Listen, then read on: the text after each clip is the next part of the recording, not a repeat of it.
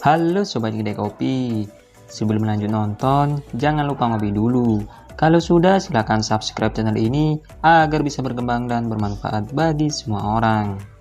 Ketika semua smartphone flagship berlomba-lomba hadir dengan spesifikasi layar canggih berdimensi besar, sangat jarang produsen yang merilis smartphone dengan desain kompak, punya performa tinggi namun tetap nyaman digunakan dengan satu tangan. Apple mencoba hadirkan alternatif dengan iPhone SE 2020, namun dengan desain lawas alias punya bezel yang tebal. Untuk smartphone Android yang paling dinantikan adalah penerus dari seri kompak Xperia, dan Sony menjawabnya dengan merilis Xperia 5 Mark II. Ini bukanlah penerus, namun versi kecil dari Xperia 1 Mark II dalam dimensi lebih kecil. Walaupun begitu, teknologi layar serta kamera barunya tetap dibawa, plus kapasitas baterai yang lebih besar. Desainnya masih dibuat sama, sangat khas perangkat Sony Xperia sejak dulu. Sudut-sudut bodinya dibuat tegas dengan permukaan kaca Gorilla Glass 6 di bagian depan dan belakang. Disematkan juga 3 kamera utama di bodi belakang, diletakkan di sudut kiri atas. Sementara sensor sidik jarinya menyatu dengan tombol power di bodi samping. Dengan ketinggian 158mm dan lebar hanya 68mm, Sony Xperia 5 Mark II punya ketebalan 8mm dan bobot 163 gram. Layarnya punya rasio lebar 21:9, gunakan panel OLED 6,1 inci beresolusi Full HD+.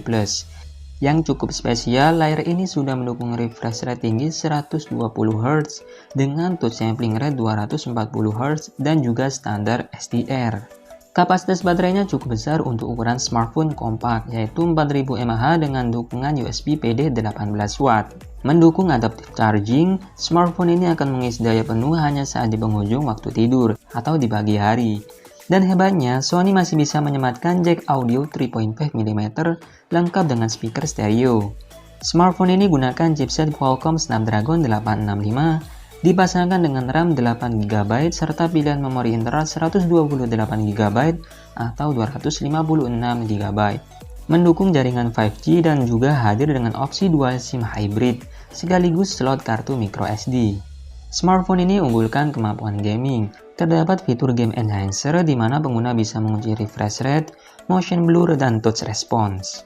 Juga diberikan fitur power bypass di mana kita bisa hanya gunakan input daya dari kabel USB Type-C tanpa menggunakan baterainya. Tujuannya supaya smartphone tidak overheat ketika digunakan bermain berlama-lama.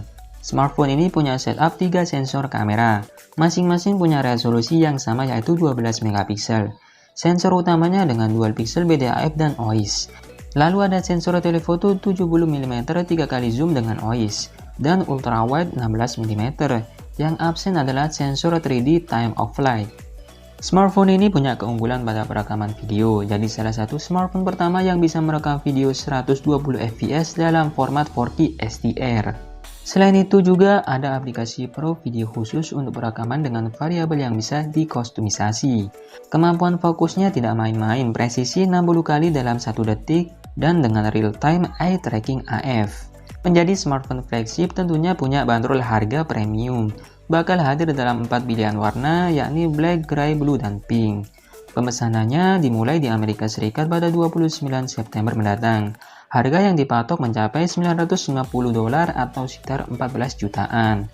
Dan unit baru dikirim awal Desember mendatang. Selama masa pre-order, sobat bisa mendapatkan bonus gaming bundle lengkap dengan headset, powerbank, dan 21.600 poin Call of Duty Mobile. Tentunya urungkan niat untuk menunggu kehadirannya secara resmi, karena Sony Mobile sudah pamit sejak lama dari tanah air. Semoga bermanfaat, dan seperti biasa saya admin Kedai Kopi pamit undur diri. Sampai ketemu lagi di video menarik berikutnya. Bye!